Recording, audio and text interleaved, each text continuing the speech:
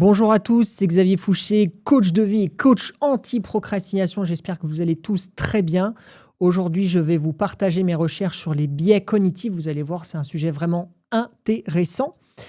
J'anime 2 fois par mois un groupe de développement personnel à Paris, le club Accélération. Tu auras ci-dessous une place en tarif libre à télécharger. Les biais cognitifs, dans les années 70, Daniel Kahneman, qui a écrit notamment Système 1 et Système 2, et Amos Tversky, introduit cette notion de biais dans un contexte de décision économique.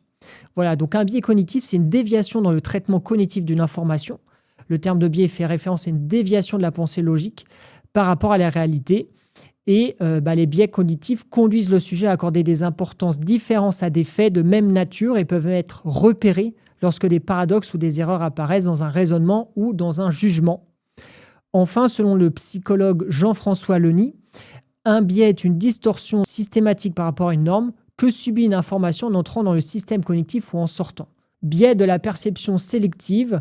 La perception sélective, c'est la tendance inconsciente. Les biais cognitifs, ils ne sont pas conscients, justement. Là, on travaille à ce qu'ils soient conscients.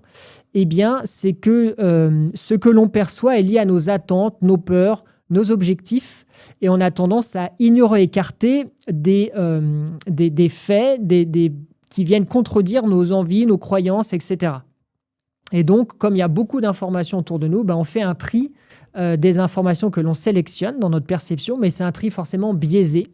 Donc on peut aller même plus loin jusque la biais de la vision en tunnel. On ne voit plus que ce qu'on veut voir. On ne voit pas tout de la réalité, on ne perçoit pas tout. Et de toute façon, on sélectionne une partie de ce que l'on perçoit. Et donc c'est lié à nos filtres qui se sont construits au fil de notre éducation, les filtres culturels, les filtres de notre personnalité. On va plus facilement faire attention à certaines choses qu'à d'autres. Donc, on ne peut pas dire que l'on perçoit objectivement la réalité. Ce n'est pas possible, c'est impossible en fait. Et pourquoi c'est intéressant de le savoir ? Plutôt que d'avoir des projections ou de prendre des décisions justement biaisées, de moins bonnes décisions, l'utilité de savoir qu'il y a des biais cognitifs, c'est de pouvoir prendre de meilleures décisions, d'avoir de meilleures relations et de ne pas confondre ce que je pense et ce que je projette avec le réel. C'est ça finalement, de voir un réel au plus conforme de ce qu'il est, plutôt qu'au plus conforme de ce qu'il est dans ma tête. Alors, il y a une expérience scientifique, Brunner et Postman en 1949, avec les cartes à jouer truquées, c'est-à-dire, par exemple, un 3 de cœur, la carte est noire. En général, le 3 de cœur, elle est rouge. Le 3 de carreau, il est rouge aussi. Mais là, ils ont fait un 3 de cœur noir. Et les personnes, quand elles sont soumises à ces cartes, elles regardent les cartes, elles doivent dire c'est quoi. Elles mettent 4 fois plus de temps à décrire la carte quand il n'y a pas la couleur habituelle. Tu vois, un 3 de cœur en noir, c'est rouge, mais là, c'est noir. Donc, 4 fois plus de temps. Et en fait, le cerveau a dit « Ah c'est un 3 de cœur ». Il reconstruit la carte telle qu'il a dans le cerveau. 3 de cœur rouge.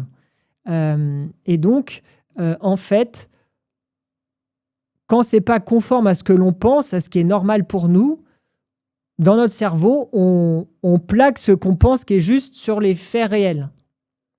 C'est-à-dire que quand le réel vient contredire nos croyances, notre façon de le voir, nous, on va plaquer sur le réel ce qu'on pense qui est conforme, ce qu'on pense qui est la vérité. Astford et Contrill, en 1954, analyse les supporters de 2 équipes qui s'affrontent dans un match de football américain.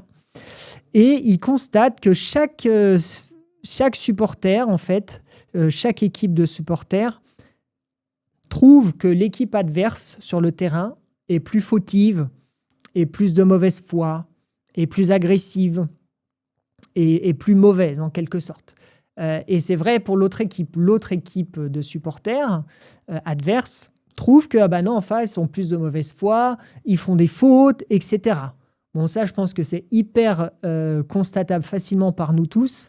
On voit bien que les supporters supportent leur équipe jusqu'à la mauvaise foi Et l'inverse est vrai aussi, donc ils ne sont pas du tout objectifs. Donc forcément, ils vont sélectionner dans leur perception que leur équipe a raison et l'équipe en face a tort. Leur équipe est gentille et bonne et l'équipe en face est méchante.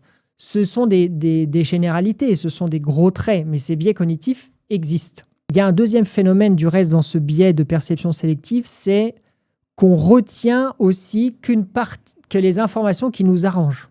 C'est-à-dire on sélectionne une partie des informations, mais on retient qu'une seule partie des informations qui nous plaisent. Et du coup, on écarte tout ce qui vient contredire notre vision du réel. Et on prend tout ce qui conforte notre vision à nous du réel qu'on trouve qui est bonne, qui est juste, qui est vraie. Donc, c'est quand même très embêtant tout ça, mais c'est bien de le savoir. Donc, comment on fait ? Déjà, le savoir. Et ensuite, c'est d'écouter des opinions différentes des siennes, de faire l'antithèse de ses propres opinions et de temps en temps de se dire, bon, est-ce que je vois bien le réel ? Est-ce que je suis bien en train de voir ce qui se passe ou est-ce que je suis en train de projeter des choses ? Donc régulièrement de se dire, est-ce que je suis attentif et est-ce que je suis en train de bien voir ce réel face à moi ? Merci d'avoir regardé cette vidéo. N'hésitez pas à aller sur Coach Anti-Procrastination et ci-dessous pour télécharger votre guide offert sur la procrastination, la gestion du temps, la productivité et également de faire votre test pour découvrir votre type de procrastination. Ciao, bye bye.